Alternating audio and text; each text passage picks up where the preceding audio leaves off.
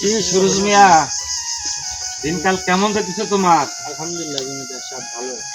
তোমার তো কোনো খোঁজ খবরই নাই। আপনি মেশিনটা কিনে দেওয়ার পর থেকে এই এলাকার যত জমি জমা আছে সব আমারই চাষ করতে হয়। কাজের চাপের জন্য আপনার সাথে দেখা করতে পারি না, ভুল ত্রুটি মাফ করে দেবেন। আরে না, আমি রাগ করছি না। শোনো, টাকা পয়সা খোঁজ করবা, ঠিক আছে? খোঁজ করলে পরে পরে সুন্দর একটা বউ আনতে হবো না? বউ লাগবো তো, টাকা পয়সা খোঁজ করে রাখো তোমার কাছে। তোমার বাপটাও ভালো মানুষ ছিল, তুমি তোমার বাপের মতো রয়েছে। আর এই সমাজে ভালো মানুষ পাওয়াটা খুব অভাব। আমি এখন যাই, আর যদি কোনো সমস্যা হয়, কোনো কিছু দরকার হয়, আমার কাছে যাই। তোমার জন্য আমার দরজা খোলা আছে, যাই। ভালো থেকো। ছোট হুজুর, মাঝে মধ্যে আপনাদের তাকালে কি মনে হয় জানেন? ঠিক যেন বড় হুজুরের কথা মনে পড়ে। আচ্ছা যাই হোক, আপনার অনেক খিদা লাগছে তাই না? আচ্ছা চলেন। আমার ঘরে তো তেমন কিছু খাওয়ানো নাই যে আমি আপনার দিনে সমস্যা নাই। এই গরিবের ঘরে নুন ভাত যা আছে তাই আমি আপনাদের খাওয়াবো। চলেন। বাড়িতে চলেন। না চলেন, আপনারা খাওয়াবো। আরে ভাই মন তো হয়েছে। আমি আবার তোর দাওয়াতের ভরসা থাকি না, যখন যেখানে মন চাই সেখানে চলে যায়। আর আমার দায়িত্ব বলে একটা জিনিস আছে, কারণ যে আমি যে জমিদার বাড়িতে থাকি, জমিদার তো সকল জায়গায় যাইতে পারে না, ওই দায়িত্বটা আমার উপর পড়ে যায় আর কি। যার কারণে দায়িত্ব আমি বাপেও জীবনে ছেলেও জীবনে। আহা, একই বলে বাপকা বেটা। আমার ছেলের বিচার সালিশের কথা যখন আমার কানে আসে তখন আমার ভালো লাগে, কারণ ছোট থেকে আমারও যে অভ্যাস, ওই যে একটা কথা আছে না, রক্তের দোষ। এটা হচ্ছে আমার বংশের দোষ না, রক্তের দোষ। রক্ত টান একটা কথা আছে না, আমার ছেলে ঠিক আমার মতোই। যাই হোক, এত কথা পেছাতে পারবো না, তোমার আমার ভালো লাগে না, ওই আগের কথাই। ভালো লাগে? কিসের ভালো লাগে? আর আপনারা না বলছি আমাকে হয়তো আইবেন না, আজকে বা নতুন করে কোন মতলবে? সেই 20 বছর আগে চাই তোমারে মনে করো যে অনেক কিন্তু এই ভালোবাসাটা সবাই বুঝলো, শুধু তুমি বুঝলে মানে 10 মিনিট আমাদের সময় দাও, আর না করে না আর জোর করা। আরে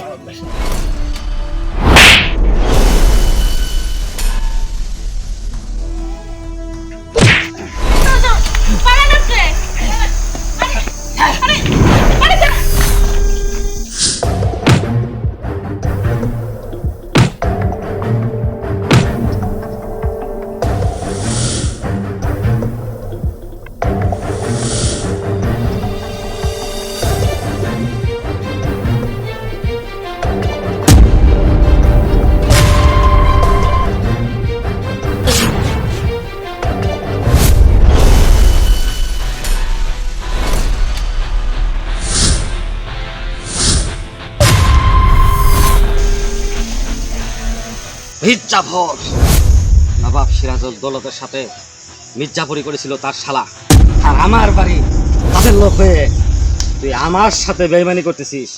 কত বড় সাহস, শেষ পর্যন্ত আমার সন্তানের উপরে তুই আঘাত করছিস।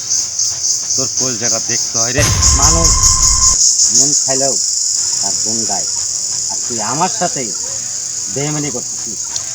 হারাম খোর, কত বড় সাহস! আজকে তোরে আমার হাত থেকে কেউ বাঁচাইতে পারবে না।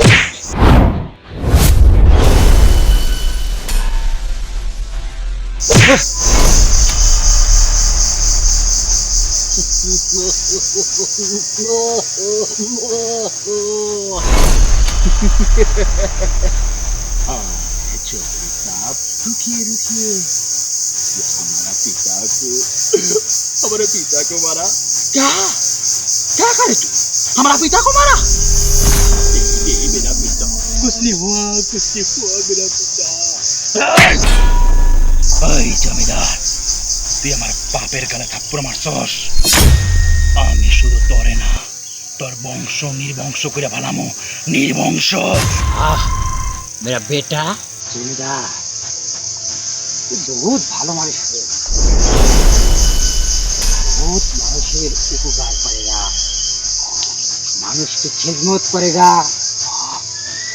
মানুষকে মহব্বত করেগা। মারিস না, লাগে এই জমিদার এই, এতদিন তুই আমার অনেক অত্যাচার নির্যাতন করছ। আমি সব রোগ বুঝে সহ্য করে বাড়িতে আমি চাকরির মতো দিনের পর দিন রাতের পর রাত পরিশ্রম করেছি, কিছুই জানি না। শুধুমাত্র আজকে এই দিনের জন্য, আজকে এই দিনের জন্য মেরে বেটা আরে হারাম কর মেরা পিতা को मारा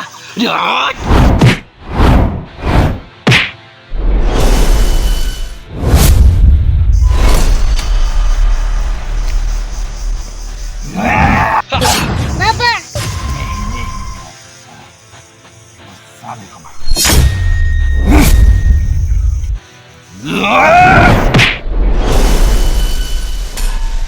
না আমার বাবাকে মেরে না।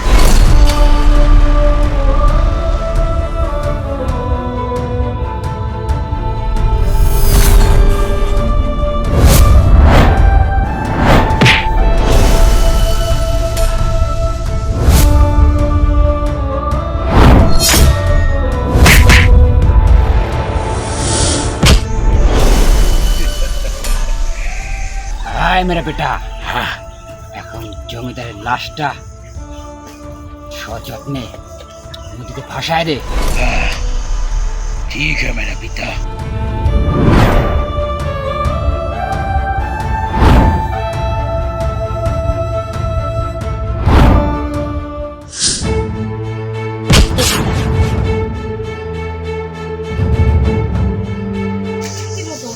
হঠাৎ করে উঠতে গেলাম, উঠতে করা তো ভালো লক্ষণ না। মানুষটা সে সকালবেলা গেল বিচারে, এখনো ফিরলো না। আমার ভাই জিৎ, ধর আমি সব কি উল্টাপাল্টা ভাবতেছি। না, এমন কিছু হইতেই পারে না। যাই তো দেখছি। বেগম সাহেবা সর্বনাশ হয়ে গেছে। সর্বনাশ? কি সর্বনাশ হয়েছে? আপনাদের বাড়ির চাকর আর তার ছেলে শয়তান জাফর দুই বাপ বেটা মিলে বড় সাহেবরে মেরে ফেলে। এইসব হইতে পারে না, এসব হইতে পারে না। আর আমার নারী কাটা দন বাইজিৎ, আমার বাইজিৎ কই? বেগম সাহেবা এখনো ছোট সাহেব মারা যায় নাই। আপনি তাড়াতাড়ি যায় ছোট সাহেবরে বাঁচান। কোথায় আমার নারী কাটা দন? আমার কলিজার টুকরা বাইজিৎ কোথায়? বেগম সাহেবা ওই শেখ বাড়ির ভিটে এখনো ছোট সাহেব জীবিত আছে। আপনি তাড়াতাড়ি এখনই যান।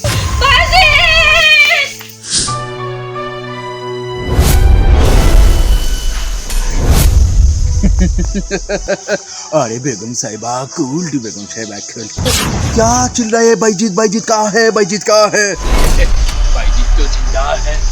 ও বেগম সাহেব আপনি তো আবার হিন্দি বুঝবেন না, আপনি তো বাংলায় বুঝবেন।